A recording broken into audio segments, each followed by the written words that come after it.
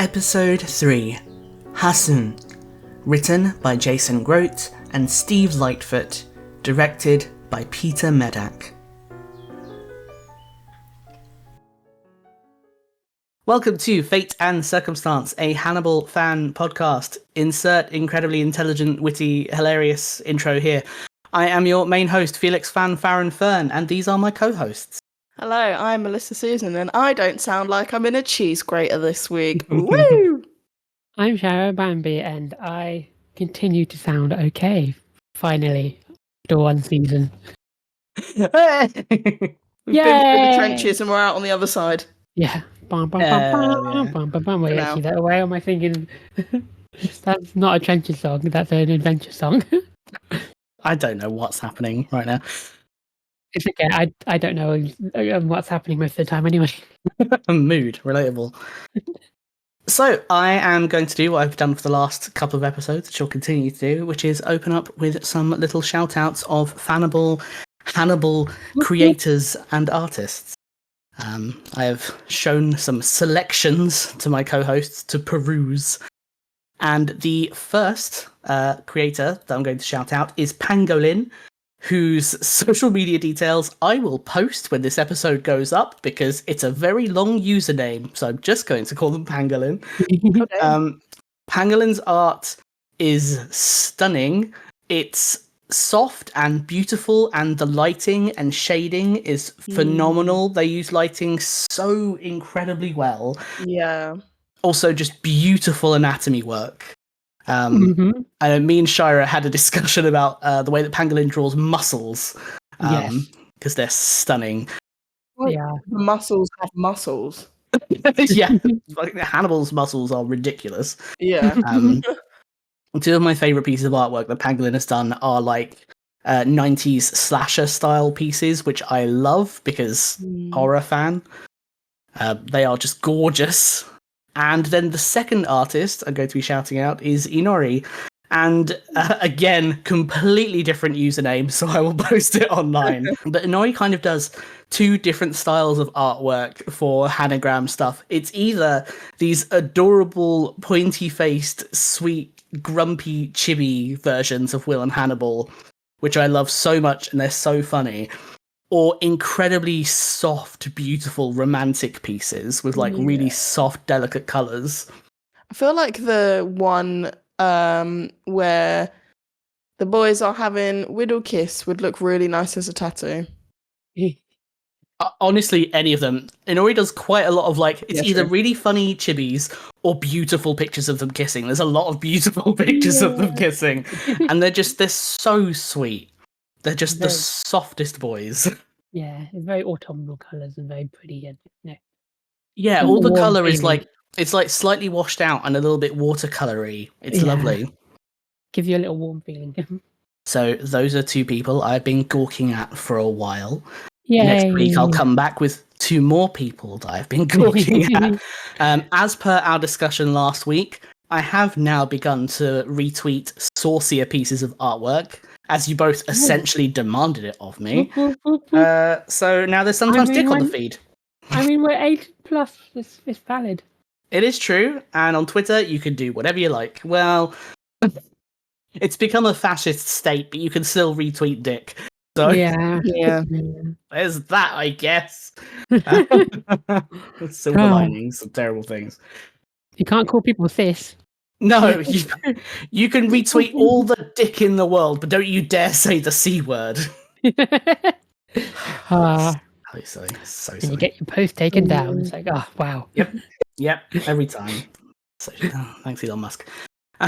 So, how did you both like the episode this week? So intriguing. A bit frustrated.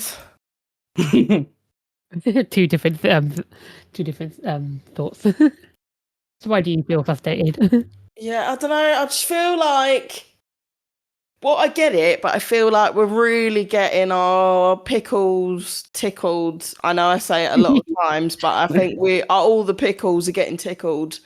Hashtag pickle tickle. Yeah, like it's just there's a lot of things that are sort of like really open ended, And so, like, in the dark, and we're also, like you said earlier, we're just fed so much fucking information. Yes. And I think that's why maybe it feels a bit open-ended, because we're just sort of, like, starting so many different lines of thought and so many beginnings of investigations and conversations, and we're all like, fucking hell, like, we ain't sorted the first 5 things we got going on, and now we've got another 18. Like, it's a lot. So it's just, it is exciting at the same time, though, because there is a lot to look forward to of being resolved. But fuck me, like, the main thing is just, like, you know, is Will going to be saved? Like, what is actually happening with Will? It's very interesting that to expect the unexpected, very much so still, at this point of a series, to me, is always quite admirable, quite exciting, quite good, I think, in my opinion. Like, when you can still give an element of a plot twist, fuck you, you thought, and actually we're gonna fuck things up more now. And I know I've annoyingly guessed some things or figured things out in the past, maybe. So when there's something that comes up and I'm like, oh my god, I didn't expect that, that's really exciting for me. Yeah. So yeah, lots of what the fuck, why are we getting into this now? Holy shit, lots of open-ended shit, but definitely kind of, I really think they're opening up of, like, this is all the shit that we're going to get into this season. So yeah, very exciting, but also frustrating. Very valid. Valid. I get you. There's a lot of roadblocks where we want to just see Will come out at the end and out of that prison and exonerated for his absolute loveliness, because he did nothing wrong.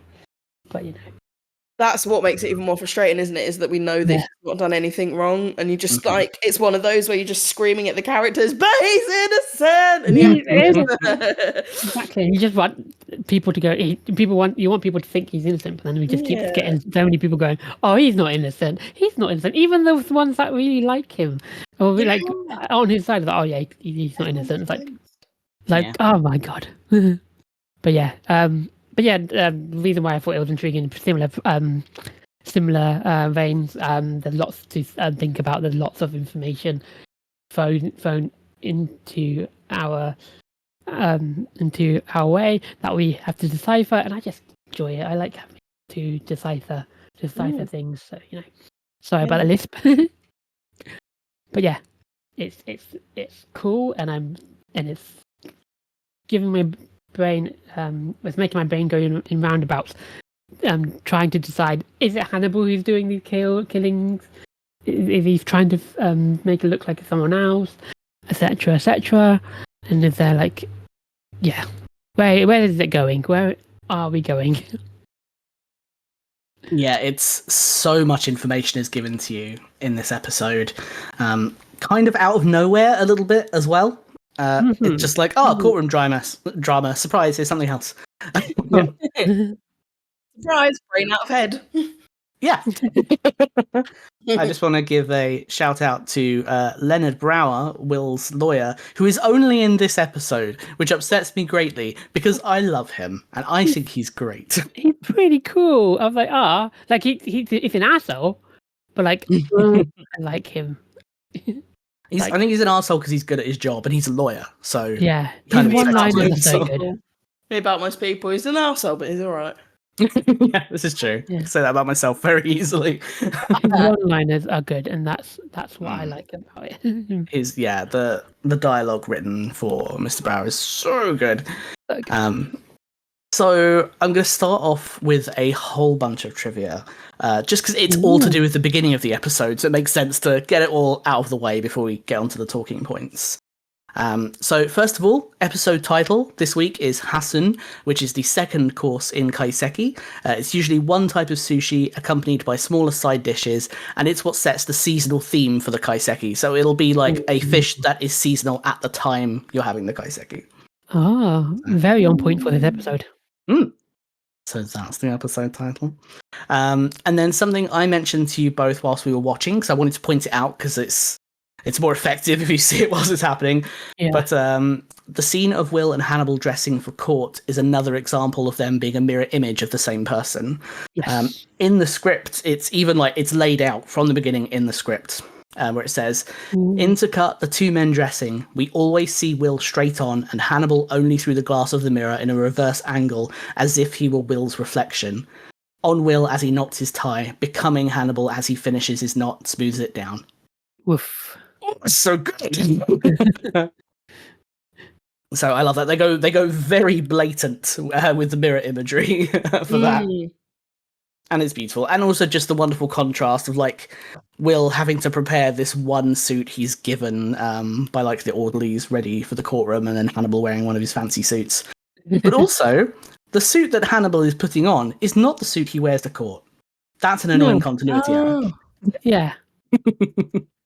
That's a random thing.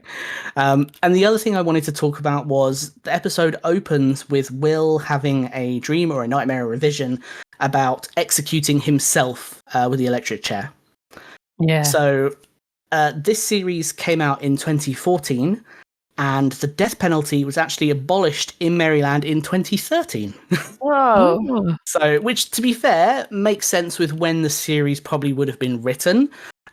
So there's a good chance that when this was all being put together, they didn't know the death penalty was going to be abolished in Maryland yet. Probably was filmed in 2013 as well, yeah. Yeah. So it would have been just on the cusp of that, or we can assume it takes place before that. Who knows? Doesn't really matter. They don't really go into timelines in the show at all, so it's fine. And also, although Will imagines the electric chair, Maryland didn't use the electric chair. It would have been lethal injection if it were when the death penalty was instated. They are correct, though, that it's set in Baltimore specifically, and Baltimore is where executions were carried out in Maryland. And now just some random information for you, because it's so fun and jolly. Between 1976 and 2013, there were only ever 5 state executions and 1 federal execution. Before that, there were 309. However, that's over hundreds of years. So, it's not like a short period of time. It's probably not that shocking. As of this year, the only states that still use the electric chair are Alabama, Arkansas, Florida, Kentucky, Louisiana, and Tennessee. So the South really likes electric chairs, I guess. Christ. Yeah. It's a bit of a show, isn't it? I guess.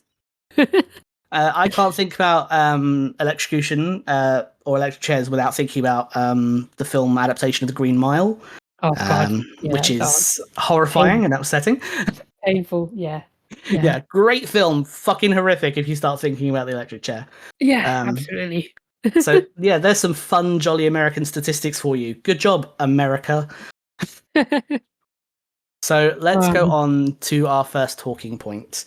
I don't think I would have brought this up, except I've been thinking about it quite a bit recently, because since we spoke about it during our very first episode, my thoughts on it have changed a little bit over time as I've had time to, mull it over, and also listening to other people speak about it as well. Like in the most recent episode of the Feast is Life podcast, they were speaking a bit about things like the fact that Hugh Dancy recently said in a panel that fans probably know the show and the characters better than he does. And people who are very into the show would probably agree that, yes, at this point, with so many years past, that is probably true. So it's very valid these days to not take what cast and crew say too seriously.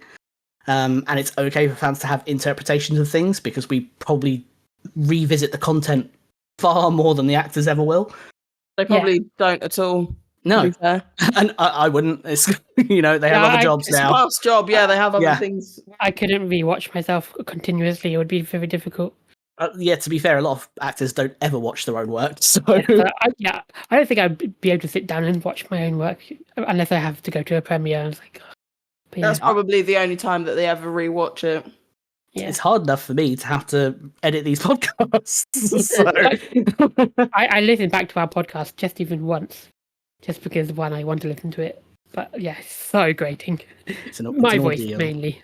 Your voice is fine. We will all say that because it's normal to criticize your own voice because you hear it differently to everyone else. Yes. All of our voices are great. Yeah. He says, begrudgingly, hating himself. So, the wonderful question I've written for us is, Will being on the autism spectrum is mentioned twice in this episode, so I wanted us to have a little discussion on that now that we've seen all of season 1, and I've explained to you before that cast and creators have stated that Will is not autistic. Discarding what cast and crew have said, and just going by the show alone, would you consider Will to be autistic or neurodivergent? Will is definitely neurodivergent. Like, you can set up and give us all these obvious traits and mentions, but redact these kind of things. Even no matter what your plan is with that character going forward, like you could be worried that the character turns out quite bad, which is like a reflection on like, and then you feel like, oh, the disability community might like get on you because like you made a character bad. But neurodivergence and people with autism come in so many different shapes and sizes. Like I'm autistic, I'm neurodivergent, so I would say that I come in different sizes, and sometimes, unfortunately, some of us were people. Sometimes some of us will go down a bad path. I'm not going to say that. I'm not sure that Will was going down a bad path, and if that's the case, or that's the reason why they didn't want to confirm anything, then yeah, valid. But I can't get behind them with them saying Will isn't neurodivergent. Like there's a precedent that's been set here, and I fortunately backtracking on it after the fact doesn't make it any more less true. And like I can't obviously say for a fact because interpretations are all valid, especially for a show. But yeah, I am on the side of Will is 100% neurodivergent. If it's autism, I don't know. I can't say exactly what neurodivergence he has, but he is neurodivergent to me. Sorry, that was long-winded. No, love it. It's a tricky one. I don't know if I necessarily have an opinion on it, so I personally would say no, because the only kind of, not to say evidence to kind of be ironic, but the only evidence we really have of it is the creators of the show saying no, that wasn't the intention, and then characters in the show saying that they are assuming that he has some type of neurodivergency, is on the spectrum, so on and so forth. In terms of creators of the show and characters go, as far as I'm aware, I'm massively assuming here it's coming from potentially neurotypical people. So it's like, just because, again, from the character's point of view, just because they're saying and mentioning it now of being like, oh, we just thought he was on the spectrum. And it's like, okay, the verbiage here, you assume that he's on the spectrum. It's also, again, massively hypothetically and like assumingly these characters are neurotypical themselves. So it's like, looking at it from that point of view, it's kind of like, can we really like take that as it is? Like, not really, because if it was all sort of neurodivergent or people of actually of the people that do these kind of assessments, I don't know what the correct term is for the people that do assessments for these things, because I'm not well versed in this at all. If it was coming from neurodivergent people themselves and someone that does the assessments, then sure, maybe it can take it like that. However, I'm assuming whoever confirmed it from the creator's point of view is potentially neurotypical, and that's why maybe they didn't want to go down that route as well, to cover their own backs. And also, I want to believe that they were very kind of aware how that would come across in terms of writing a neurodivergent character without any kind of neurodivergent input from the creators team in general. And then also from what you said, Shaira, a little bit about the fact that he went down into a, well, he's being accused of going down into a bad path. Maybe that had something to do with it. They didn't want to elicit any kind of wrong representation. I think it's a smart way and it's a good thing to, like, from the creator's point of view, to say, like, oh, no. Also, I mean, it's more a thing that everyone in general is conscious of now, maybe not at the time. It would have been better, obviously, to have a neurodivergent actor play the role. So there's also that, and maybe they were actually just aware of that and the implications that would have. So I definitely think that they are implying something, because he's very obviously different in the way in which his mannerisms are, the way in which he describes things, speaks about things, and his whole thing of being able to deduce a crime scene down to what happened. So I know that's, like, all of that is why a lot of people like to say that he is, especially from neurodivergent people's point of view, and trying to see representation where it is important to see representation in something that you like something that you're really invested in and interested in, and you want to see that representation, and that's absolutely, like, as you should. And I think that everyone is perfectly right and correct for saying, oh yeah, like, he's just like me, or he's definitely neurodivergent from a other person's neurodivergent point of view. I just don't think the fact that it was mentioned in the episode kind of is a valid kind of nod to say, like, oh yeah, he does have it. But I don't think anyone is wrong at all for saying, like, oh yeah, he does. Does that make sense? Yeah. Trying to be very mindful, very demure about what I'm saying and the way that I'm saying it, because although probably, and you guys have shouted at me saying that, like, well, Felix, you literally said one time that you could smell the neurodivergency on me. But I don't know that. I don't know that for sure, and I haven't had any. Only in reaction to things you have said. If you had not, I would not say that. Yeah, exactly. To be clear, I did not out of the blue call you neurodivergent. No, just from, you know, of the way that we've gotten to know each other a lot and speak pretty much every single fucking day. But as far as I'm aware, I don't know I have any kind of neurodivergency. So I'm taking it from that point of view, and I'm trying to be mindful of what I'm saying and the way I'm speaking. My brothers are neurodivergent though, so I do kind of see. And it's not like I don't know the signs and the things that everyone says is related to neurodivergency, and it's not like I don't see it within my brothers as well. And it's not like I can't see why people are getting to that conclusion at all. But yeah, as far as the episode and the this specific episode and the character goes, I think definitely they really want to, like, nod onto it, and I think it was just used as something within the crime scene. However, if it's still, you know, like, do you think that he does have it? I'm going to say no. But Okay. but it does kind of lead that way, but I don't think, like, I don't know. Valid. If he does, not my place to say. So I'll try and explain this the best way I can. You made some very good points, Melissa. You probably won't be at all surprised to know that I'm leaning more towards Shaira's opinion. Of course. I will. Let me start from the beginning. Okay, so I believe that if you. So I'm trying to isolate what people have said retroactively about the character since the show came out and go by just the show itself. I believe that they explicitly guide you to believe that Will has autistic traits. In my opinion, they are leading you to believe that Will is somewhere on the spectrum, whether that's autism or some sort of neurodivergency. I then believe that I get the impression that they didn't have enough expertise or confidence to nail that down.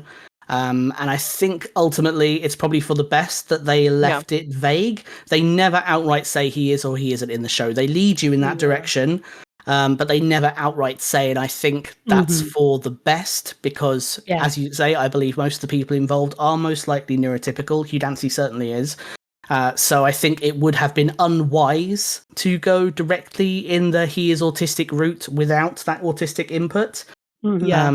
Something that I used to do when we were discussing episode 1, I had a tendency to take the creators, especially Hugh Dancy's opinion, with too much assurance in that I should follow what he says because he played the character, he knows better than I do. And that's not something I think as much now, not in a way that's at all meant to be offensive towards Hugh Dancy, who is Will Graham, this particular interpretation of Will Graham, but more specifically the fact that he comes at it from a particular perspective, and that's only part of Will Graham's character. It's not his performance and it's not the script. It's him sometime afterwards giving his opinion on the character, which is also not canonical. It's his interpretation of the character, which is different to what we see as viewers. In terms of his autism or neurodivergency, I don't personally relate it to his empathy disorder. So his ability with crime scenes, things like that, I don't consider that anything to do with autism. No. He has great visual memory. He is I can't pronounce this word, eidetecher, or someone with an eidetic memory, which we've discussed before with memory palaces and that kind of concept, although that's more specifically Hannibal. Will has his own sort of equivalent. That is something you can sometimes associate with autism. Again, I don't. I think that's to do with probably more closely tied to Will's empathy and also his level of intelligence. Yeah, I was just trying to say of more like that he thinks in a way that everyone else can't, in a sense. Like he just does it right to the T and just sees things that other people don't. That's more what I was implying at rather than I don't know. Yeah, does that make sense? I want to make sure like I'm not I mean I don't think anything you said was wrong or bad.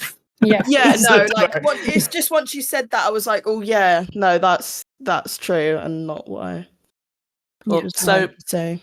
One of the main issues, or one of the so just to be very clear to anyone listening, I have absolutely nothing against Hugh Dancy or Brian Fuller or anyone creating the show. I don't think any of them have ever meant anything offensive. I think they're lovely people, and I don't hold anything against them. And this is all my personal interpretations of things. So, and also, please do disagree with me, because that's what's fun about interpreting a show as a fan, is if everyone shared the same belief, it'd be incredibly boring. It would be. Which is why Melisa's takes are so refreshing. It'd be so much more boring if we all had the same belief on this.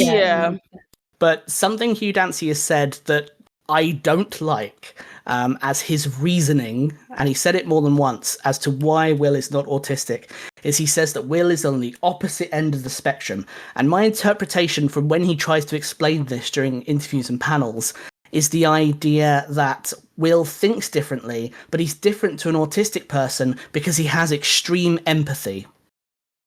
And I don't think Hugh Dancy has meant to imply that in an offensive way.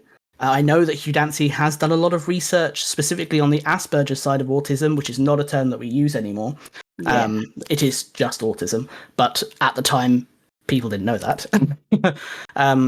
So I think he is misinformed with the idea that Will cannot be autistic because he experiences extreme empathy, which is unfortunately something that a lot of people still believe today and is not correct. And I think one of the reasons why a lot of people would suggest that Will is not autistic is because they don't know a lot about autism or autistic people and don't understand that we are incredibly diverse, and that a lot of people, you will never know that they're autistic because we don't come across with specific patterns. It's not a cookie cutter condition. It's so incredibly diverse and very commonly overlaps with other neurodivergent conditions as well. It's literally references of spectrum for a reason, in the terms of like there is literally so many in-betweens and so many crossovers and everything else, and like my brother, who is not nonverbal, but very limited with his vocabulary, speech, and when he chooses to speak, which also, again, fucking same. He is one of the most emotional people I know. He is very sensitive. He is very... I mean, he will kick and scream if he can't have his dinner at the time that he wants it. And again, same. But also when we were growing up, whenever I was upset, his whole demeanor would change and he would like be so like, oh my God, like, is my sister okay? But in the terms of like, he'll just come over and like put his hand on my arm or something and be really concentrated in his face, like to see if I'm okay. Yeah, he's one of the most emotional people I know. So I've always grown up with that. And whenever people would say things like that of like, oh, autistic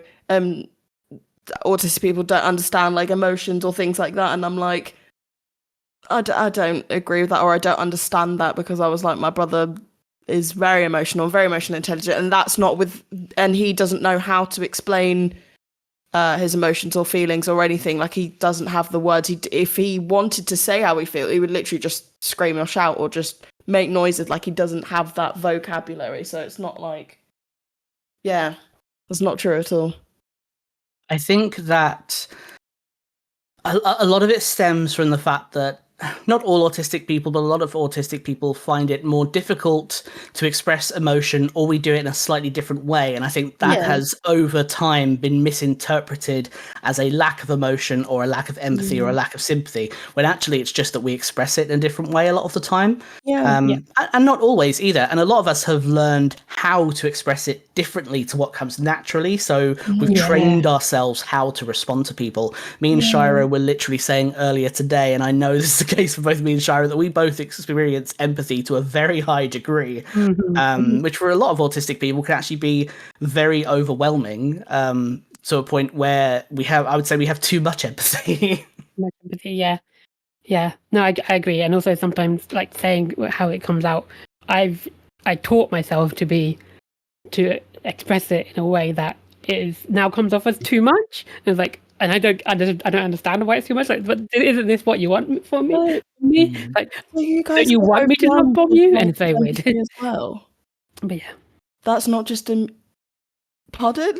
So you guys will feel like so much empathy to the point that it like feels overwhelming, and like you might be like, oh my God, this is too much, and like maybe have a bit of a cry because you're like, why do you feel like this? And I'm like, oh, okay, that's interesting. I used to get it a lot more when I was younger. I put myself in other people's shoes far too easily, and that made it very difficult for me to process things. It's only through time and things like being in a work environment and things like that I've learned how to interpret people better and kind of put my feelings, my interpretation of their feelings on the back burner, so that I can put the intellectual response to their feelings to the forefront, because sometimes that's a little bit easier to tackle, and you learn how to tell people what they want to hear rather than what you want to say. Interesting. But I feel a lot of things right now. Now you know why I say what I say. A lot of things. I'm overwhelmed that right now, actually. I just thought that was a normal thing that some people just do. Like, I mean, to be fair, there are probably neurotypical people who experience that as well. There are some people who focus on the empathy side of things more than other things. But again, it's so vast and so diverse that there's probably a shocking amount of people that have some kind of neurodivergent condition, because there's so many of them. I'm personally diagnosed with autism, dyslexia, and dyspraxia. I'm suspected ADHD. So I've got a whole fucking bag of the bollocks. But I wasn't diagnosed until my late 20s. So, I sometimes encounter people who now are like, kind of like, yeah, you seem autistic. And it's like, no, I don't. Because I went my entire life with no one ever knowing. I just thought maybe I was. I was getting tested for dyslexia. But I happened to mention it at the time. I was like, I don't think I am autistic, but could you, as we're going to do this anyway, could you just test me for it? And 7.5 hour assessment later, a consultant be like, I can't tell you the official diagnosis right now, but it's looking like you probably are. And it's like, So long. Wow, that's a whole day. I mean, it depends on where you go. I don't know how it is for the NHS, but I was incredibly privileged to get a private assessment with a consultant psychologist through my workplace at the time. And yeah, it was in the office. It was an entire work day doing an assessment instead of doing my work. Nice. And it was incredibly intense being questioned for 7.5 hours. Yeah, okay, so maybe not a day off actually. But I'd break down crying probably. It was a lot, but that's the thing. The way that I express emotion is quite particular. So for me, it wasn't an emotional experience at all. It was quite disconnected. I quite, in a weird way, enjoyed it. I had to do a lot of puzzles. I can deny that. I'd enjoy that. Essentially, all of this is to say, it doesn't matter whether you personally believe that Will is autistic or not, and it also doesn't matter if the show creators believe that he's autistic or not. I personally interpret Will as autistic because of all of the information that they have presented to me, and the information that's been handed to me. That is how I interpret it. But I think that every interpretation is equally valid, and it's really cool that especially autistic fans can see traits in him and be like, I get that. I've mentioned a little bit before, the way that Will acts does change throughout the seasons. Obviously, I don't want to give spoilers, but a lot of the more overtly autistic traits he doesn't have in season 3. Okay. And I still see him as autistic. I think it's nice that people can, they've gone down the route of saying no and just showing the character of Will how he is and just writing him in the way that they wanted to, and then the fans coming up with, I see him as neurodivergent, and for them to then see that realistic true representation for them, and them to say oh no, that wasn't our intention, but they're happy that is what's being received, other than to be on the side of, we're saying that he is, and written it that way, and not had the input, and then people knowing it and not having that input, and then everyone would be like, okay, well, maybe this isn't really right. Because even if it was quote unquote accurate, it would still be in some way, they would be like, how did you get to this if you didn't have any kind of input from the right people, and especially the whole thing of the actor himself not being neurodivergent. So I think it's better that they went down the way of, this is not what we're intending, but this is how we're writing the character. It's up to you if you want to see that. And then that just makes it more authentic, because then it's like, this is legit how I feel, or this is how we all experience. Yeah, it's just better that they went down that way. Yeah, and that's why I think it works so well, because they didn't force it. Because if they forced it, they tried that route, I don't think it would have worked. I don't think Will Graham would have come off as autistic. Maybe it would, but I think because they didn't force it, because they didn't try, it felt more natural, because it's not trying to be a neurotypical version of autism. And I think also if they wanted to, if they kind of went in a weird way of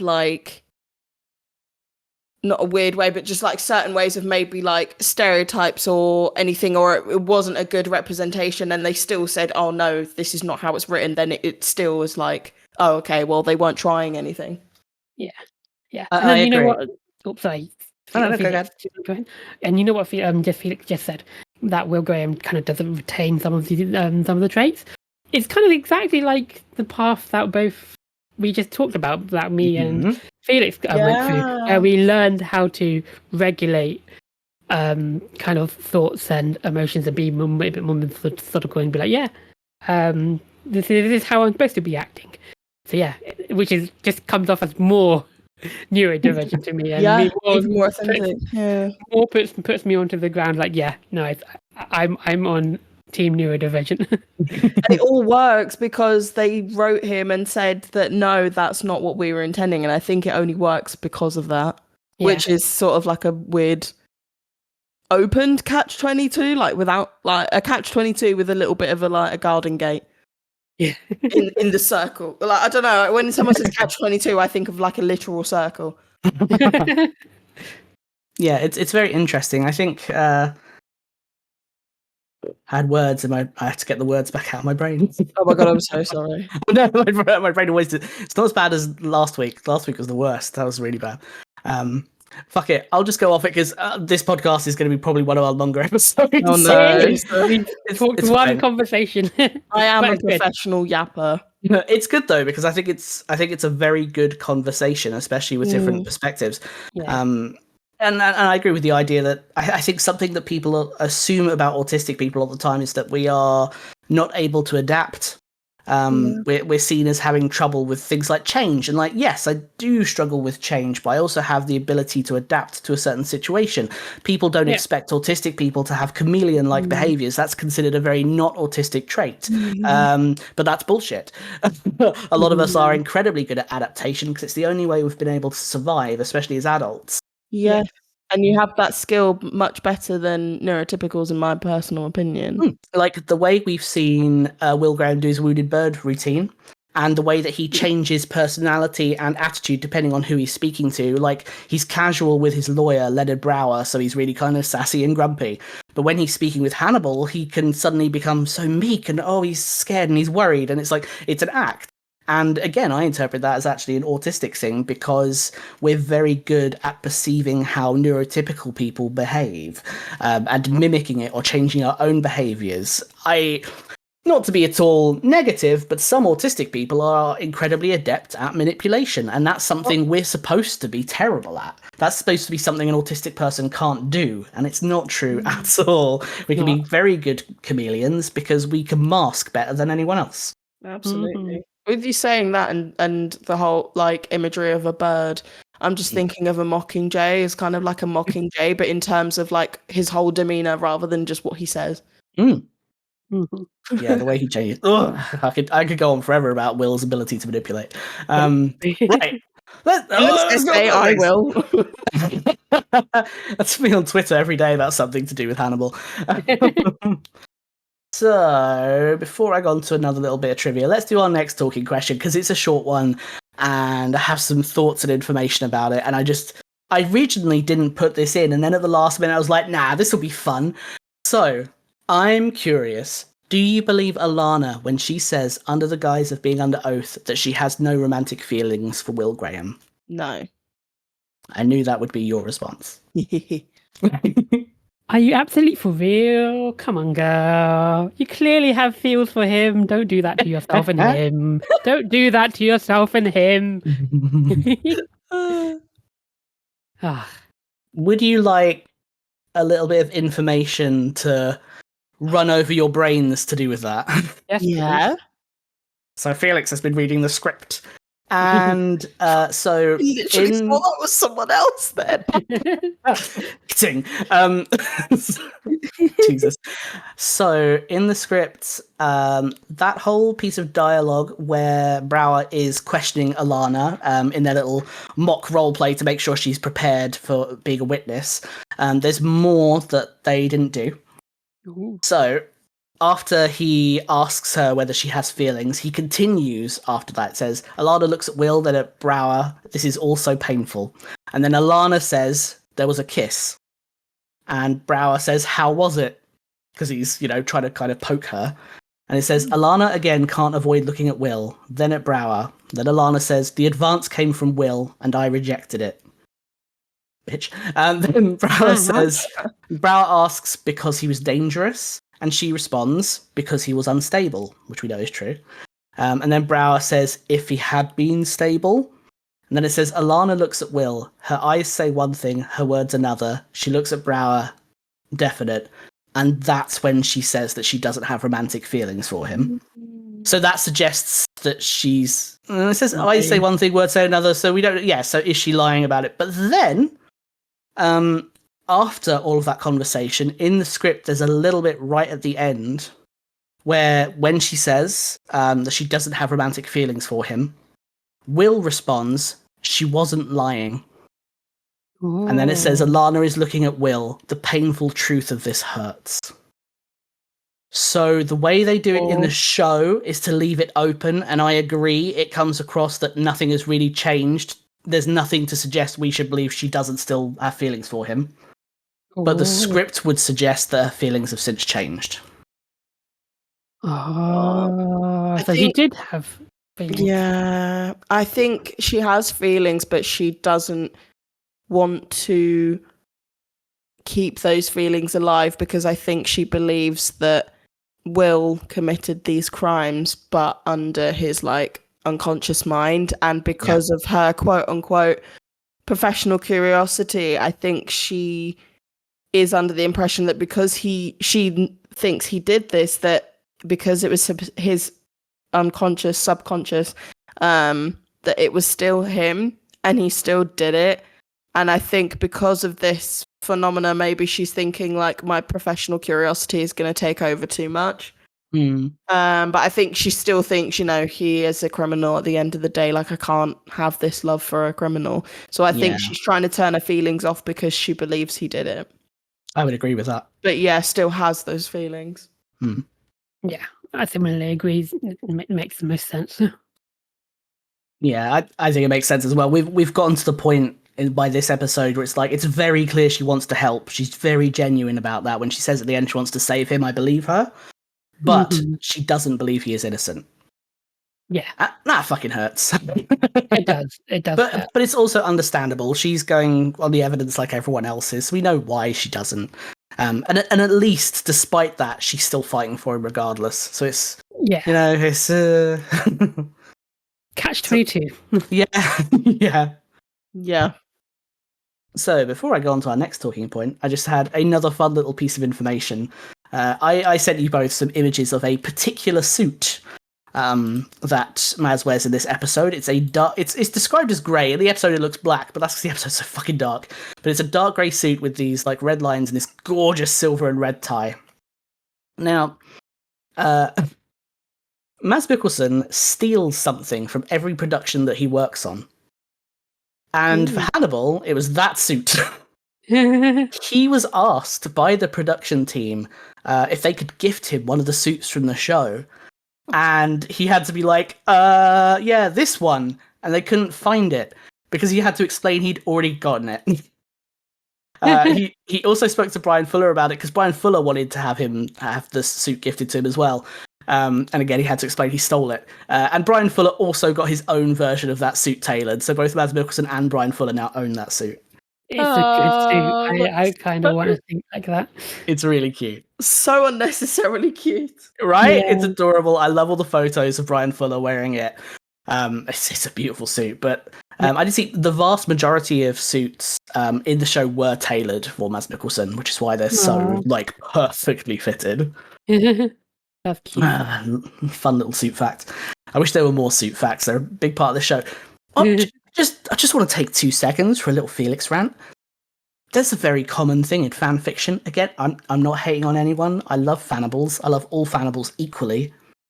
But can people stop making fun of and insulting his suits in narratives in fan fiction, please? Yes, wait, what? So good. People always write fan fiction as though people think that Hannibal is ridiculously dressed and that his suits are like gaudy and ridiculous and people think it's silly. That is never suggested in the show, right?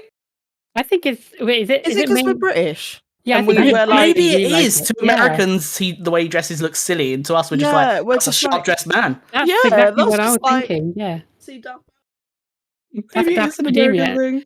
And it's a very queer thing. It's the very queer, gay European villain thing. Yeah, UK people, that Europeans like to do. Like I follow someone who this non-binary person on TikTok who wears suits, and people have accused them of like trying to bring back kind of like patriarchy in wearing suits. But no, I think they look incredibly gay for wearing that suit. Yeah, suits are hot. Have you seen Gillian Anderson in a suit? Exactly. What we're saying, these people are being homophobic. I think you might be right. It might be a little bit of an American interpretation of the show. Yeah. That is curious. Because literally, I can't see anything wrong with it. Yeah, like when I watch the show, I don't think anyone assumes he's gaudy. I think they assume he's gay and European.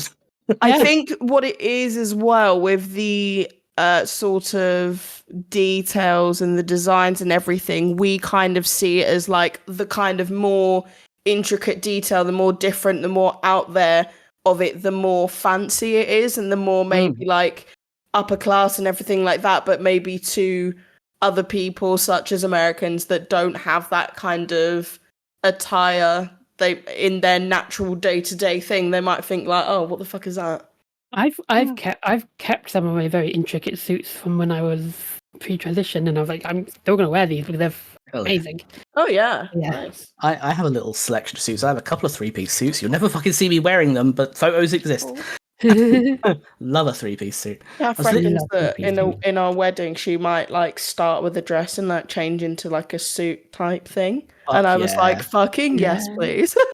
Love a wedding change of outfits. Yeah, I'm definitely going to do a wedding change of outfit as well. So I was glad that she said that she would do that. But dressed to kind of more jumpsuit vibe, damn. Hell yeah, that'd be awesome. Get me riled up before the wedding's even finished. Heck yeah. Not me simping over my own fucking girlfriend. I mean, if you're going to be simping over anyone, I'm glad it's happening. Yeah, exactly. Yeah, true. Okay, here is my 10,000 word essay on why I love Kath. In this essay, I love your overt gayness. It's what we need for this podcast. The gay romance. That's my favourite part of the show. So, you know, it makes sense. Forget the murder. I'm all about the gay romance. That's why we're all here. 100% is how I sold you into doing this with me. I'm pretty sure. Has anyone listened to my predictions the last however many? And I'm so upset with Hanny. It's like, don't be mean to your boyfriend. Look, trust in me. Have faith in Felix. You sounded like the snake from Jungle Book then. I'm fine with that. Trust in me. So, I put this next talking point in mostly so that you both just have like a bitch if you wanted to, but I actually have a surprising amount to talk about. So we get a double whammy of naughty Freds in this episode, with both Freddie Lowndes and Dr. Frederick Chilton condemning Will on the witness stand, both using dishonesty to push their own agenda. So this is your free space to vent about the Freds. How did their actions make you feel? Oh, for fuck's sake. I'm disappointed. I'm not surprised. I thought better of Freddie Lowndes. Like, Dr. Chilton aside, I thought better of Freddie Lowndes, actually. No, you've got too much faith now. For once, I thought better of her. No. Just because she was serving cunt doesn't mean that we can, like, forgive her. She was manipulating the fuck out of Abigail to try and get a little juicy story. She just saw fucking dollar signs and money bags. This bitch is not to be trusted. Yeah, I saw that as wanting to get to the truth. I didn't see it. I saw it less as. I saw it for money as well, but wanting to. I saw it as an opportunity. With Freddie, I thought I thought she sees something that lots of other people don't, and I think that's what I got from the first season, and see that kind of, like, maybe I trusted too much. See that kind of subverted upsets me, but I just thought it's the most overtly nasty she's been. It is. Yeah. I thought she clearly cared for the truth and justice, and definitely not that though. And I didn't think she would be so blind. Like, I think she would. She's not blind. She's lying. Yeah. She's not blind, but she's lying. Yeah, exactly. She's being a dick. Yeah, she's being like, she's literally, it's like she's kind of mad at someone or something. Well, actually, she's probably mad at who she thinks has killed her way of making some extra cash and making a name for herself so she can get some more views on her bloody little blog post. So I think she's like come in with this attire of like, oh yeah, I'm mourning, this is a funeral, and I'm gonna come and like shut you down in the most like queer way possible. Like the whole thing was a whole spectacle. It was a whole entrance. Like a little which I could, for that part, I could appreciate. The queer in me was like, okay, slay, babe. But also, she was so.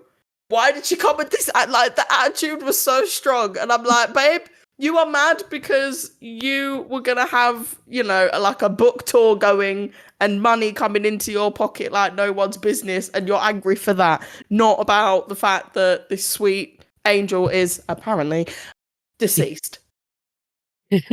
I could yap on about. Well, I Freddie wouldn't call her Lowndes. too much of a sweet angel after knowing that she helped. But we know that, but she was manipulated. But yeah, Yeah, she literally minor. She couldn't do anything. It's not her fault. Mm-hmm. I don't know why we're talking about dead girl. You mean alive girl? Excuse me. So we think.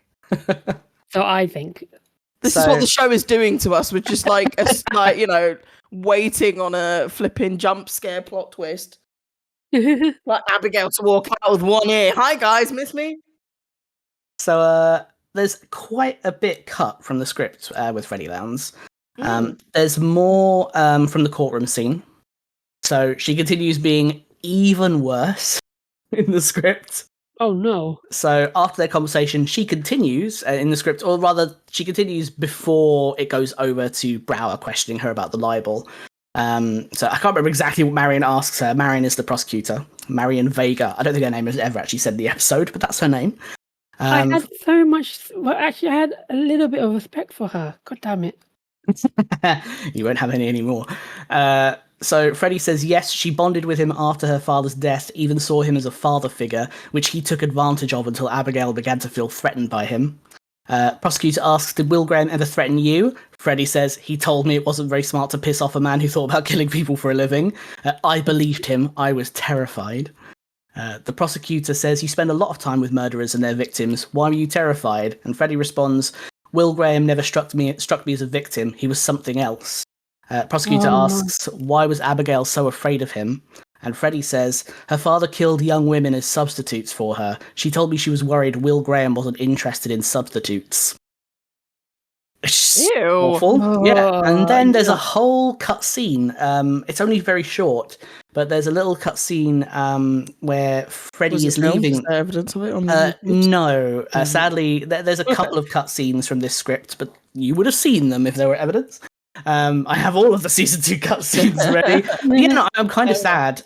It might have been that they were filmed and they didn't keep it as bonus footage, or they didn't film it. I'm not sure which. But there's a short scene where she's leaving and Jack Crawford is there, and it says, camera comes over his shoulder to reveal he is blocking Freddie Lowndes' path. And Jack speaks to her and says, you and I spoke at length about Abigail Hobbs. You suspected her of complicity in her father's crimes. Freddie says, I remember our discussion. Jack says, just chose not to mention it. Freddie says, no one asked. And then it says, Freddie looks at Jack, deadly serious now, real emotion. And then she continues, Abigail was a frightened girl who put her trust in Will Graham, and he killed her. Jack responds, your testimony made her death sound like it was premeditated.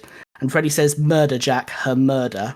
And Jack says, did that conversation with Abigail Hobbs ever happen? It says, Freddie stares, then says, you're looking after your friend, I'm looking after mine. So I think it's to suggest that although Freddie's being a dick, she genuinely believes she had some kind of emotional tie to Abigail, which realistically we know isn't true. Yeah, I don't know. But she may have convinced herself of that.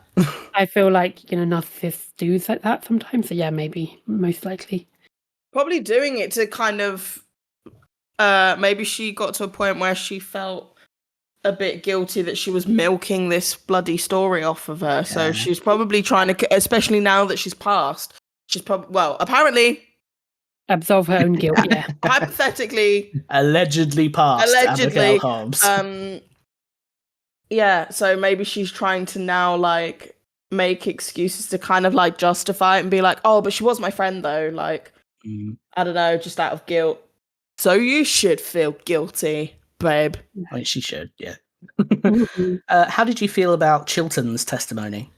I don't know. I thought it was pompous. I thought it was brilliant. To be honest, I can tell why you love him because he's a fun character. He is fun to watch. I'm not on this train. He pisses me off. Don't worry. Don't worry. Don't worry, Melissa. I agree with you. He is an ass. He's pompous. He's... Oh God, I hate. If you think I dislike Hannibal, I still absolutely hate Dr. Chilton. I would not stand in Dr. Chilton's corner for nothing. But I have to agree, he's weirdly charming in his annoyance. There's something You about see that this man. flight to Chatty Daddy. I am not on board. I'm Okay, not. that's all I'm gonna say. I'm not on that board. Sorry, I am not on that board. I'm just Don't saying. worry, I'm the only one who loves Dr. Chilton. I do not love Dr. Chilton, but it was a fun watch. He's so entertaining. Talk. I think the fact that I dislike him means that the actor has done an incredible job. So Yeah, on honestly, that part of right? it, Mhm. yeah, on that part of it, definitely admirable. A really good performance. And because of that, I don't like the fucker. Valid. I would be on your side. I would 100% be on your side if I just didn't find it. Like if it was amusing. It's amusing when he's on on screen. And that's it. It's a fun watch for sure. Yeah. He's such a smarmy little git. He would. Like that's why that's why when it didn't hurt me when Dr. Chilton was like, oh, Dr. Chilton's a pompous prick. we know he's going to be that way, yeah. We know he's going to be that. He's looking out for himself. Number one, I put too much trust in Freddie, and I thought Freddie would look past just herself and look more towards, hey, this is an innocent man, and maybe there's a better story to tell and uncover the truth. But yeah. That'll teach you. Gotta be suspicious of them Freds. Don't trust the Freds. Don't trust the Freds. Naughty them Freds. So, I have two things to say about Dr. Chilton's testimony. One is there is a cutscene, again, which is a bit weird. So, there's a conversation between Dr. Chilton and Katie Prunell, who is the FBI bitch lady. So, I can't remember exactly when it takes place, I think it's before his testimony. I think. Maybe? I think, probably. Don't take my word on that. So, it's in Dr. Chilton's office, and it says Prunell sits opposite him, and Dr. Chilton says, is this what people call back-channeling? And Prunell says, I'd like to hear your opinions on Will Graham, Dr. Chilton. Chilton responds, Will Graham has been a topic of fascination in psychiatric circles since he began lecturing at the FBI, but he rejected all requests for interviews. Alana Bloom was fierce in protecting him from scrutiny, and Hannibal Lecter jealously kept him to himself. Had they not, these tragic deaths might have been averted. Which is interesting. Prunell asks, why are they so loyal to him? The physical evidence of the crimes and the man Will Graham presents are so very different. And it says, Chilton sits back, enjoying his place as Oracle. And then Chilton gives one of my favourite phrases by saying, Will presents as a wounded bird, but he does not ask for help. Nothing makes people feel better than caring for someone who won't care for themselves. Which I think is very true of Alana, in my opinion. Prunell says, Jack Crawford is no bleeding heart. He's the director of the BAU. And Chilton says, Jack Crawford's emotions have compromised his view of the facts. He lacks clarity. That is Will's gift. Prunell asks, a conscious manipulation? Chilton says, without a doubt. Prunell says, someone sent him an ear. Before those details were made public, I have to consider the fact we are making a terrible mistake. And Chilton says, or it is another emotional manipulation. For an antisocial man, he has a lot of friends. And Prunell says, you think it was sent on his behalf? Chilton says, I would not be surprised. Prunell says, you sound like a man with clarity. Chilton says, I believe I do. Prunell says, then I'm right. Will Graham is in the right place here with you. And Chilton says, on that we can agree. It's a really good little scene. But I don't blame him for cutting it, because it's basically just Chilton bitching about Will. It's a very good scene. And I think he's right in certain, like he's caught on the fact that Will is playing a wounded bird, just wrong on why he's playing the wounded bird. Interesting that you should say that. So now what I'm going to do is I'm going to read out some lines from Chilton's testimony. Ooh. But wherever the name Will Graham is mentioned, I'm going to change it to another name, and I'd like to know what you think of his testimony. Chilton said, he has carefully constructed a persona to hide his real nature from the world. He wears it so well even Jack Crawford could not see past it.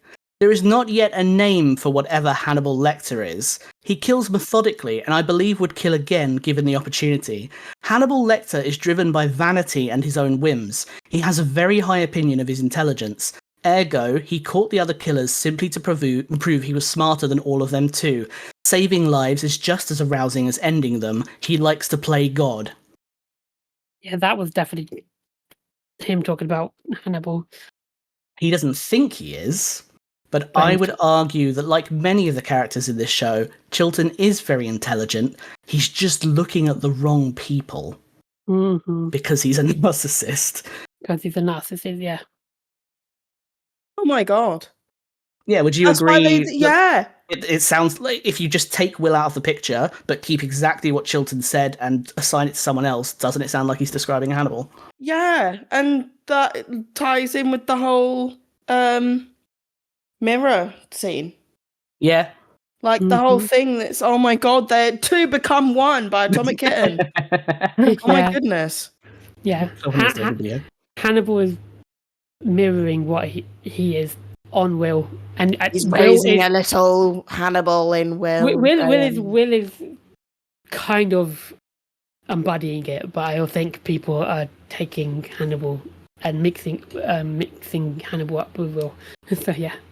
Hannibal is God and Will is Jesus. For me, it just suggests for me that Chilton, is very intelligent. He's just putting things in the wrong places. But if he were to look at the murders, in a way, almost like Will has, he could work it out if he wasn't so narcissistic and thinking in the wrong places. Exactly like he was with Abel Gideon. He probably had intelligent insights to make about the Chesapeake Ripper, but he assigned them to the wrong person. He's doing it again. Doing it again. So, arguably, how smart is this man? Well, figuring the shit out, but not to the right anus. What? I always think of that very often. I think of that about people a lot.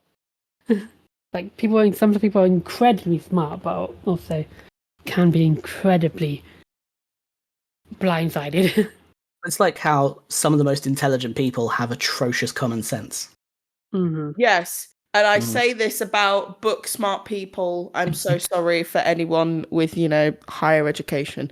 You are lovely, incredible, talented, amazing, beautiful, show-stopping, never been done before people. However, I have found a correlation in my own personal opinion, so it does not matter and does not count for anything, that people that are book smart don't have as much common sense as me. People like me that stopped school at dropped out of uni in the first year, started working since 16 years old. Dropout club. Yeah. Go to do a hospitality or a retail job. You will learn so much more in terms of common sense than you will learn in any kind of educational institution. And that is my TED Talk. Thank you so much. Please leave a tip at the end as you go out the door. Thank you very much. I mean, that's why there's so many stereotypes about academics, but I'm not going to go there because I think I know a lot of academics who are not like that, but I understand it. Yes, no, it's true. I'm literally like everything. I'm being rude and I'm being rude. You're being funny. Yeah. It's enjoyable. I wouldn't worry. This whole episode has basically been no offense to this group, but so I think we've probably said that 3 or 4 times at this point. We've done it quite a lot. This is just our theme for this episode. So I have a question for you. Our next talking point is the big one, the chunky boy. This novel, guys, get your popcorn out. Let's go. It is a tiny novel. For a reason. I wanted to make sure we're all on the same level. Would you like us to talk about that first, or would you like a little bit of information about the judge's murder tableau?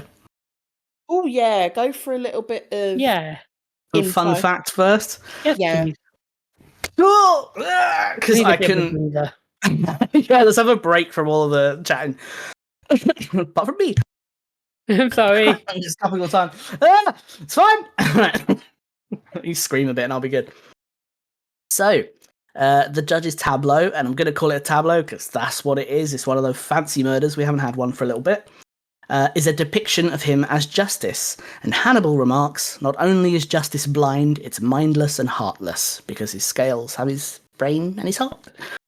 This is a reference to the Roman virtue, Justitia, or Lady Justice. And if you look in the episode, or at any point, behind him is a big painting of Lady Justice. So there's kind of 2 justices in the room. The concept of the embodiment of justice holding scales originates from ancient Egypt. So although Roman virtue, other parts of it come from ancient Egypt. The designers got all sorts of shit. The scales represent evidence and arguments being weighed against one another. The inclusion of a blindfold is from the 16th century, and ironically, it was meant to be satirical originally, which is very relevant to the depiction in this show, because it suggests that Justice is blind to the injustices happening in front of her. That was later reinterpreted to imply impartiality, so that the blindfold is meant to be a good thing, not a satirical thing. However, I personally think the original meaning ties very well to this episode, and especially Will's later statement to Alana when he says facing any sort of legal justice has never been any more comforting than a nightlight. And that's that. That's my ramble about justice. Yeah, no, agree. It's really good. Like, what a great fucking ironic tableau. Yeah. It's clearly been made by someone who was pissed off about the decision. And we all know who that is. Do we though? So on that note, so now I know I'm who. throw. I know who. Melissa suspects. Freddie Lowndes. So I'm going to do our talking point, which has a lot of information, just because I wanted to present the facts for theorizing about the deaths, of which there are 2 murders in this episode. So, what are your thoughts on the 2 murders in this episode? I'm going to give an outline of the information that we know. Someone stole Will's hunting knife from evidence, killed the court bailiff in a replica of Will's alleged crimes, and then used that knife to cut off the bailiff's ear and send it to Will Graham's lawyer. Someone also later killed the judge, turning him into a tableau of justice. There are clues to suggest that the killer could be Hannibal because it gives him the opportunity to push for a new defense to try and free Will. He describes the killer as an admirer, and lines like, "The killer wrote you a poem, are you going to let his love go to waste?" are very Hannibal-coded. Will seems to suspect Hannibal initially when the ear is sent, because he's like, "Would you go so far as to send me an ear?" Or no, he says, "How far would you go to help me?" And Hannibal says, "I had not considered sending you an ear." But Will later works out that not only do the killer's methods not match the copycat killer's methods, which are Hannibal's methods, but that Hannibal is willing to lie for him to help him, suggesting that both he and Hannibal acknowledge that Will knows that this is not Hannibal's doing. We also know from Will's mental reenactment that the killer was someone the bailiff knew and considered a friend. But we also know that the judge's death came after the new defense failed, so someone is not only an admirer but also upset about that, and Hannibal would have every reason to be upset. So, what are your thoughts on these 2 deaths? Hannibal, Cody, Hannibal. That's my song, apparently. What about the fact that Will does not believe it to be Hannibal? It adds such a level of intrigue, and You're wrong, Hannibal. I can't think it's Hannibal. Like, I don't know why. I think it with what we know, with what we've got, information we've got, it's maybe it is Hannibal, but like what information we've got, I truly believe that it's someone else. But will I say that Hannibal isn't involved in some way? He could be. He likely is. He's likely manipulated someone into doing something, and that could be the root of it. But as we've seen here, there's a lot of copycat killers. Mostly Hannibal. Mostly Hannibal, yeah. But yeah, before this, anyway. There are other killers, and there are other killers capable of this, and there are other admirers, I think. Like I forgot his name, but I forgot his name now. It's not Frankie, is it? Frankie's friend. More context. The cello. Tobias Budge, who is dead.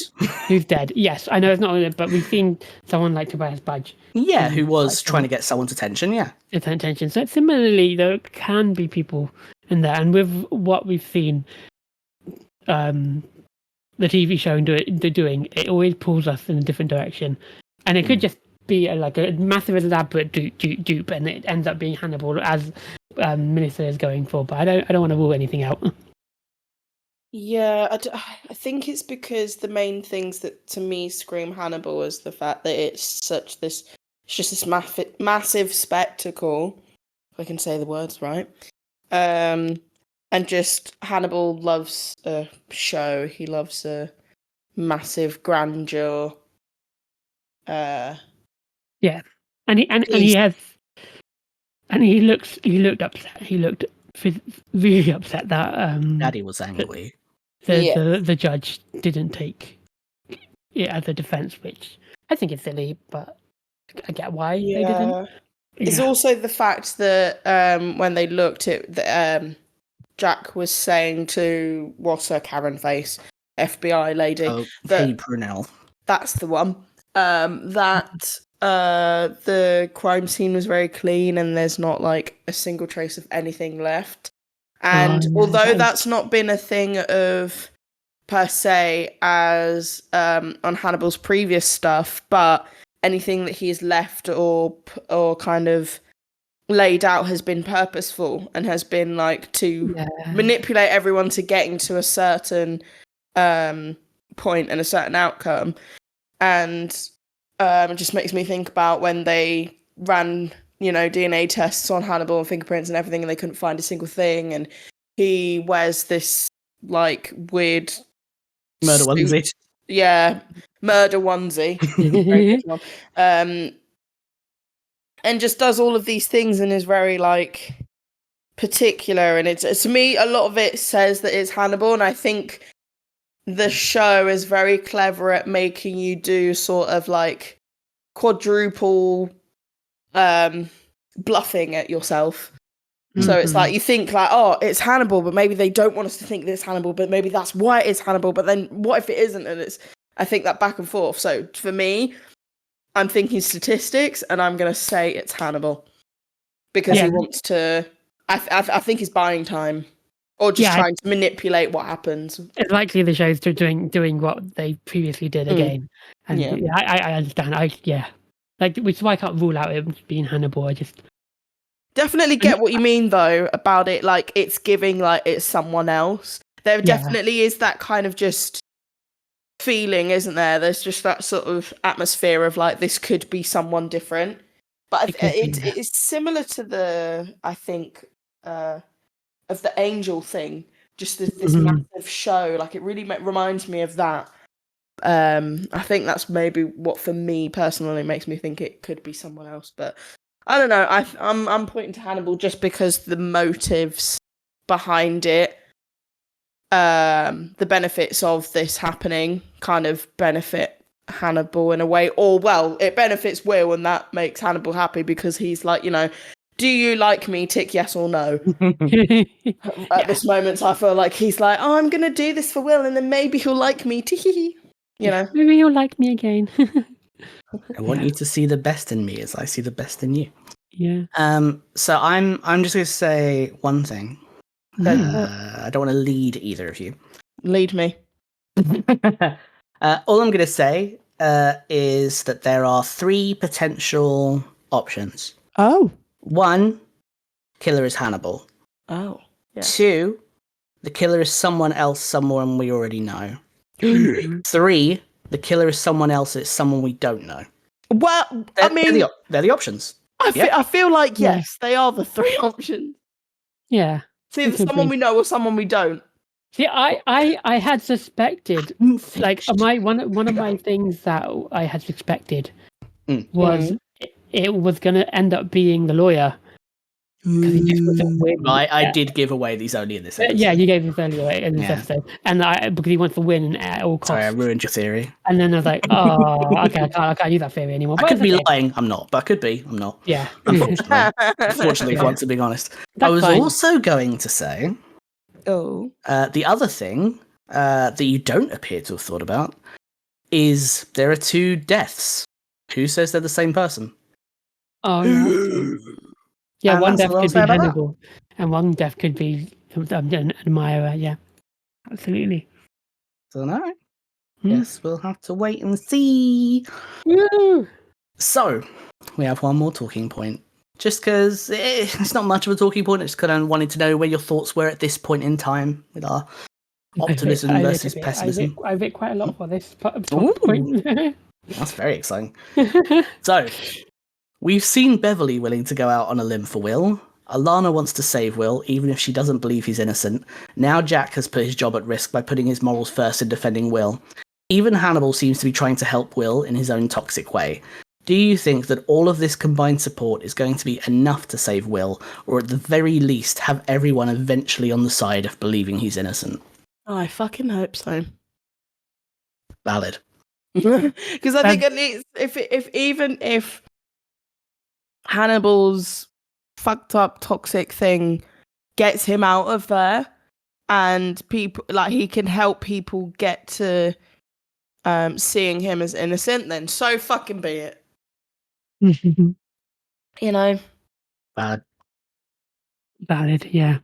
So I read a lot because it implies to what I thought what the autism and neurodiversity question earlier.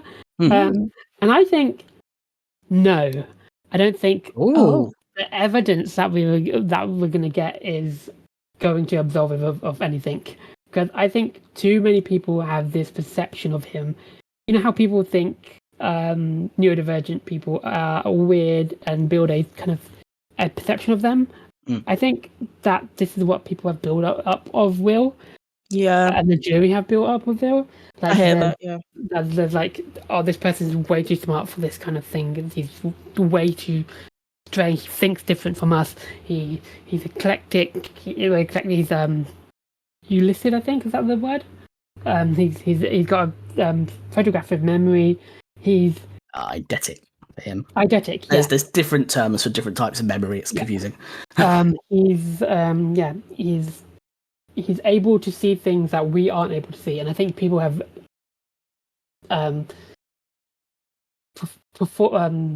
formulated the characters have formulated this image of them. Too many characters who don't got a prejudice over him, kind of thing.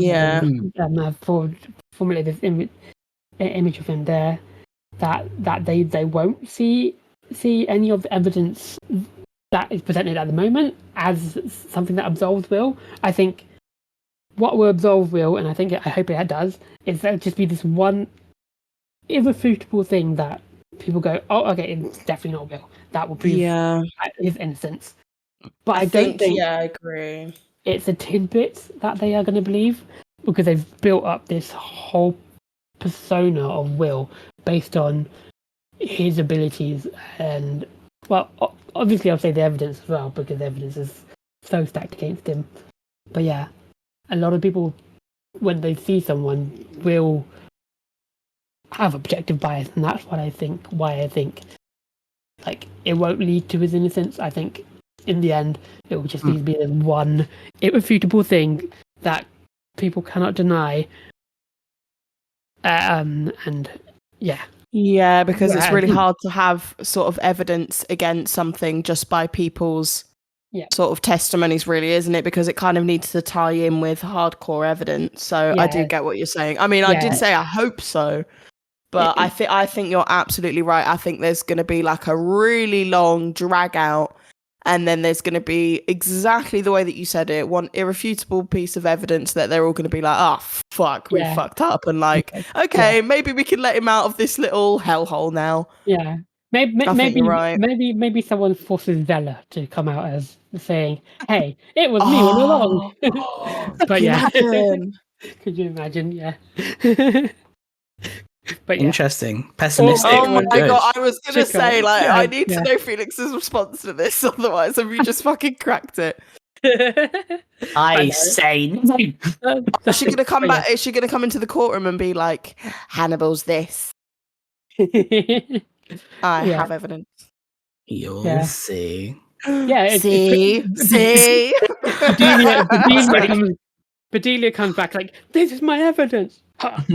I've secretly been recording everything Hannibal says, and I've somehow lined it up with these murders. Oh my god, Bedelia does a Freddie Lowndes, but way more cuntier.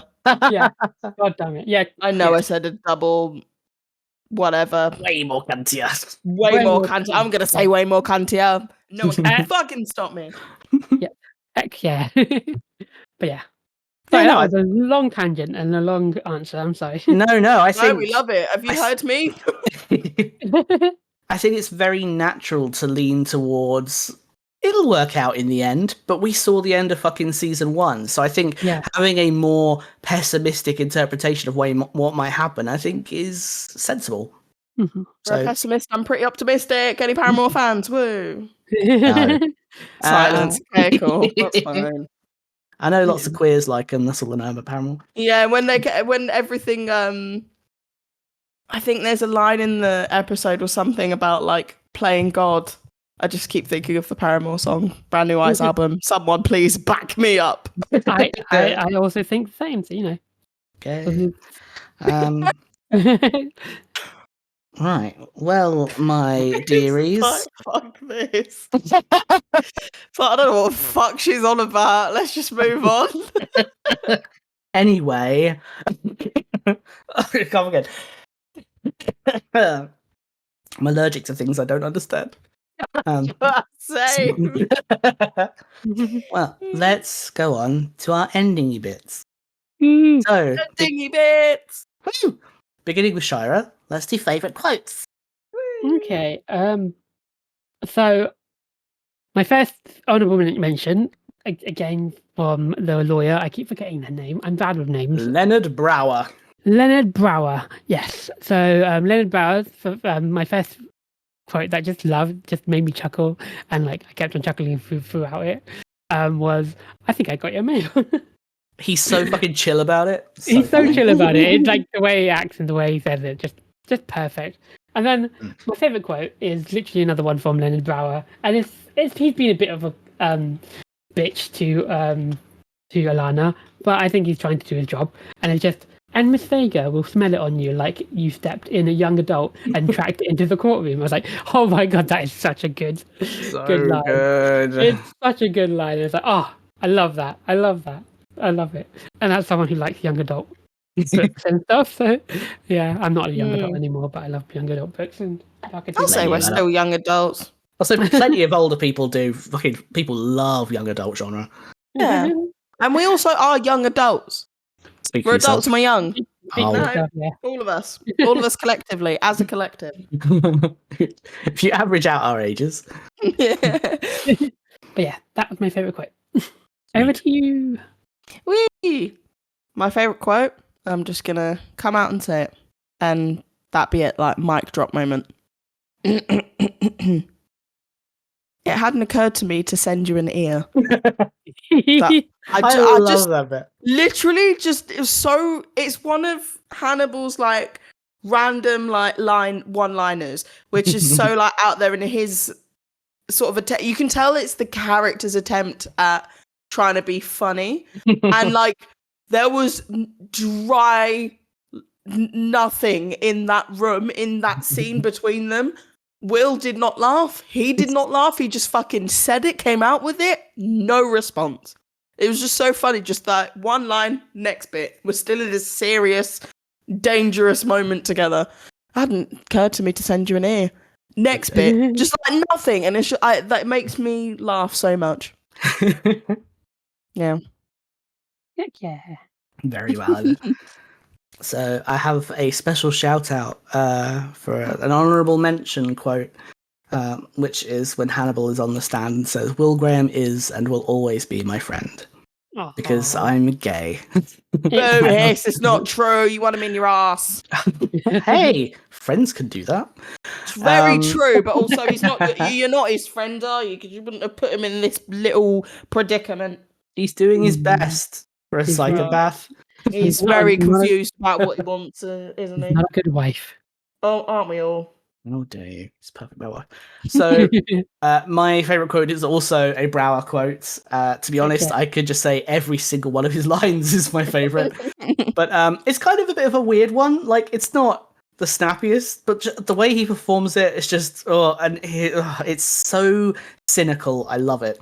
Look, I would have said all the lines. Honestly, he's a sassy little man, and I love him. His whole script is the quote. Yes. Honestly, I would if I could. Just read it all off. But they're talking about Will's defense, and Will says advertising trivializes, because he's Brower says it's advertising. Will says advertising trivializes, it manipulates, it's vulgar. And Brower says, boo-hoo, so's the law. We have to create the desire to find you not guilty, which is non-existent in this courtroom right now. We're manipulating people into buying something they don't need. They don't want your innocence. Unconsciousness in a pretty package, that I can sell. Damn, that is a good quote, actually. He's so good. Which is Okay, why- that plus the rest of his lines is Felix's favorite quote. Just to put it out there. Honestly, I love that man. Like, yeah, he seems like a bit of a dick, but it's because he's good at his job. He's being manipulative and choosing the defenses that ultimately are trying to keep Will alive. And I love that. Mm-hmm. Which is why I And he's think Will being goes cocky with it. about his job, to be fair, like within the remits of the work. So it's kind of like, yeah, okay, fair enough. Like, you're a good lawyer. Like, you know what you're doing. You're good at what you do. You can So be a he little knows bit he's cocky good. as you, yeah. Mm. Ethical That's him. cockiness. Yeah. Love that man. Right, favorite Mhm. moments. Yay! So my favorite moment, I'm just gonna have a bit of an honorable mention of another favorite quote that I liked. It's just from Jack. It's saying, "Haven't felt better in weeks," and it's just my favorite moment in general because I liked the fact that Jack was being so vulnerable in this position, in this scene, like the whole scene scene's good. from yeah. from when they start talking, when they clink their glasses, and to the fact that he's talking so lovingly about his wife, and Yeah. the fact that he feels like he's dying as well with his wife, and that 100% happens. That I can, as someone who puts themselves in people's shoes a lot, I can feel that deeply. I can feel like that losing someone that important to you does inherently feel like you're also going through the same kind of death sequence as they are. So yeah, that was just one of my favourite quotes. I'm getting a bit more somber because it is generally thinking about it and generally seeing tears in Jack's eyes started to make me tear up, and I'm about to tear up myself again. So I will move on to Melissa. No, I definitely feel that was very much a powerful line, I think. I have two moments. When Jack was called to testify in court, I just put King Jack standing up for what he believes in, thank fuck. Oh yeah. It was just nice to see that. I think you could really see his the cogs in his brain just kind of going, and then he was just like, oh fuck it, I'm gonna like lead with my heart and just go with what I really feel. And I think that kind of is a testimony in itself of Will's character, and it's kind of like a little thing inside of him that should be in everyone else around him of like, come on, like, you know he's innocent, you know he is the person that you know him to be, like you should be going with your gut and fighting for what you know is right, because it is right. And it's just all that frustration again of like knowing the truth and wanting the characters that you want to believe in it yeah, but it was just nice to see him turn around, because initially when we first saw it, we didn't know what he was gonna do, or at least we didn't think he was just gonna randomly turn around and be like, essentially, Will is innocent, he hated the job, blah blah blah, and we were like, oh my god.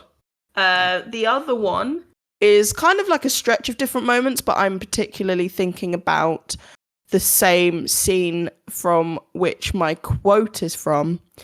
And I literally wrote down in my notes, Hannibal doing the maybe he wants you to notice him shtick like he's in school. Because I literally said, it's like earlier, I said it was like he's got a crush in school and he's like putting a little love letter in someone's locker to try and get them to notice him.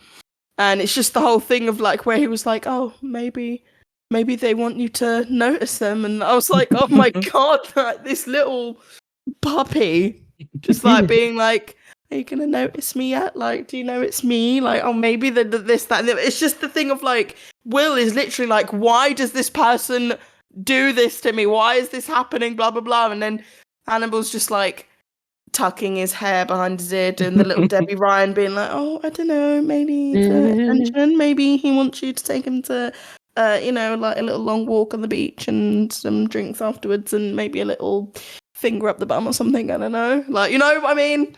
So yeah, that was my also favourite moment because I was just like, oh my God, this guy. Valid. Get your feelings out. My moment, I think, complements that one very well. Oh, yay. So my favorite moment is when Hannibal is speaking with Will in the private room, speaking about the bailiff's death. And just the whole Hannibal being Hannibal. He wants Will to believe that he's innocent to the extent that he's willing to lie in order to help Will.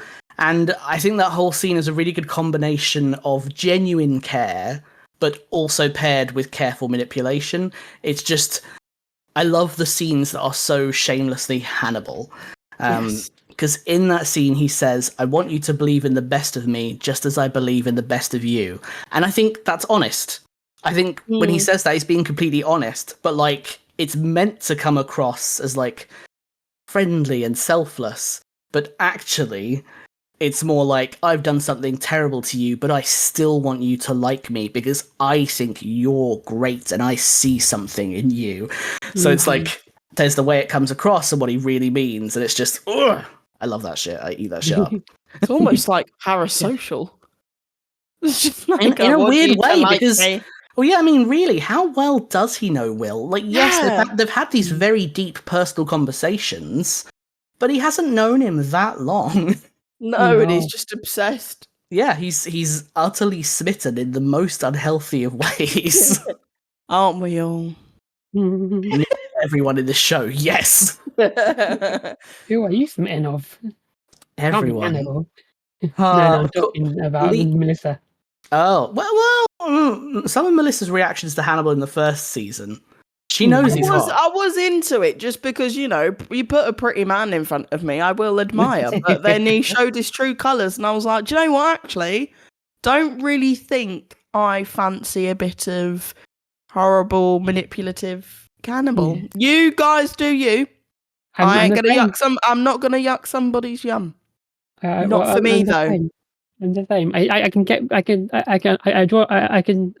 past the eating rude people because valid, but I draw a line at manipulating you and hurting your friends. Yeah, eat some Tories and then I'll think about it. We'll revisit this conversation at the end of season 2. Predictions. Oh yes, predictions. Yes, you said predictions. Okay. So we know that Hannibal has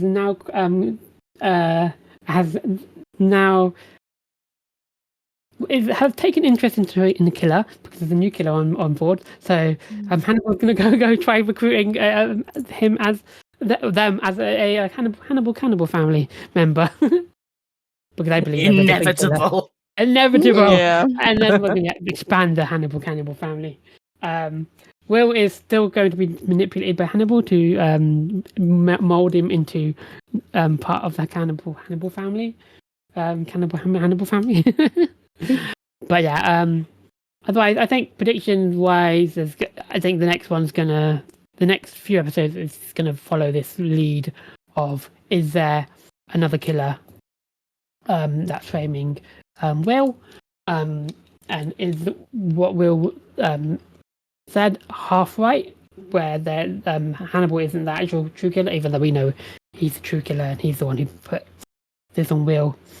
And I'm gonna say it again. I'm gonna say Abigail turns. We find out that Abigail's alive out sooner or later, either in this season, later this season, or next. But yeah. My predictions, but there's nothing solid. There's lots of variables in this one that I don't know enough to say solidify any actual thoughts. Yeah, I think this one, like we said at the beginning, was a massive information overload. Yeah. And there's so many sort of, like we said, open-end avenues that are just like, well, what one is going to get solved in the next episode?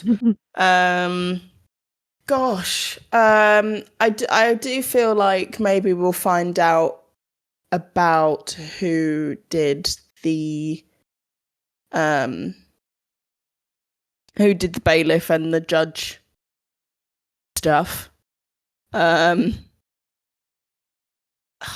I'm really struggling because I'm just like, there's just so many things of like we want to know, and it's like things of like, is Will going to be believed, or like, are we going to get closer to Will being found as innocent? I feel like that's going to be like maybe a bit more of a stretch over like the next few episodes. So like for what's in the next episode, I really don't know, other than maybe a little bit of gay sex. Hell yeah. Yeah. Little Sweet. finger up somewhere. You're Or really into fingering fingering today. Yeah. I miss my wife. What can I say? I'm kidding. I'm kidding. Valid. No, it's no kink shaming here. Yeah, you know, say what you want. No, I think we'll find out maybe who it is that did the murders that we've been presented with in this episode. Maybe I'm feeling that if Alana is if they actually do another case, or if they start the trial again in this next episode, I'd be interested to see how Alana conducts herself, and as to whether she will go with what has been said or not, or if she does, how she will compose herself. And then I have a weird feeling that there's potential that she might not go with what she said and kind of do a little bit of a jack and go with her heart and her feeling of what she believes, and fight a little bit more on her own, do a little bit of a rogue, like, no, this is what I really, really feel. Yeah. But still, obviously, gay sex is like the forefront of everything. That's very important. Mm-hmm. So my prediction for next episode is Hannibal is going to attempt to free Will by seducing Dr. Chilton. What? Why would you seduce Dr. Chilton? He's a very, like, regardless of him being an arsehole, he is a very attractive man. I love I Raul think that's up Esparza. for discussion. Raul Esparza is beautiful. Okay? Okay. Anyway. I agree. So I'm going to end with our sign-off. And it is once again a haiku. And I am particularly fond of this one. Ooh, let me hear it. My sign-off is... There is just one word to describe next episode, and that word is bees. Fate and Circumstance is an independent podcast brought to you by Felix Fanfaron Fern, Melisa Suzan, and Shaira Bambi. You can find and follow us on Twitter and Tumblr at HannibalPod. We are fans of the show NBC's Hannibal and do not own the rights to any of the materials discussed, merely appreciators. The music used in this podcast is Tchaikovsky's Op. No. 40 Waltz by Kevin MacLeod, licensed under Creative Commons by Attribution 4.0 license. Thanks for listening.